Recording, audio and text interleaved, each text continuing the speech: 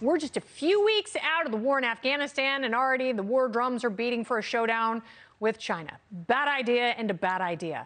But before we jump into another costly and potentially devastating conflict, it might be time to review who gets to make that call.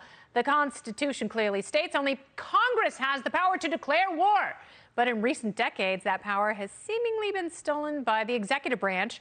My next guest wants to finally take it back. Joining me to discuss, combat veteran and Michigan Republican Congressman and House Foreign Affairs Committee member Peter Meijer. So going from a botched withdrawal in Afghanistan, a losing war, a horrible conflict, as you know, into what could be even worse with China, where are we in terms of who really holds the power as far as declaring war? Well, functionally, for the past several decades, Congress has given it up. You mentioned the president stealing it. I mean, you can't steal something that somebody wants to get rid of. You know, members of Congress don't want to cast that tough vote.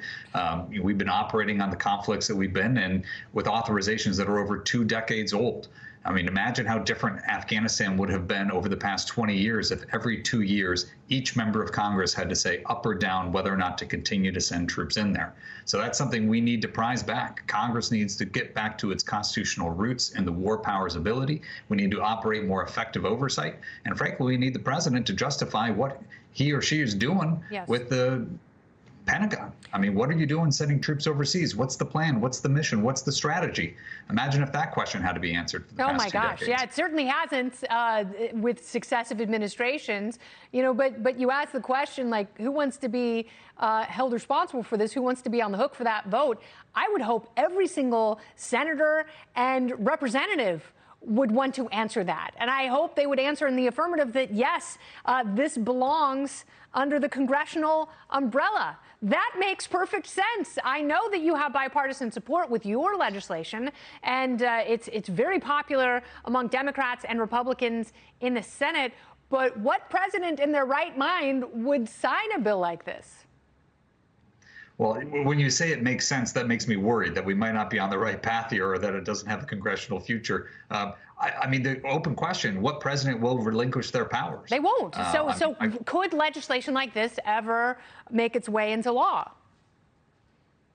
I certainly think it could. And that's obviously we would not be doing this if we didn't have a strong belief that after 2 decades, and President Biden says that the wars are over. Now, he admits that we still have troops in Syria. We're still bombing in Syria and Iraq and maybe Yemen, Somalia, or I mean, our forces are still engaged. But this is the right moment to draw this period to a close and bring back that sense of accountability. Now, whether or not President Biden will see that will depend when it crosses his desk if he signs it.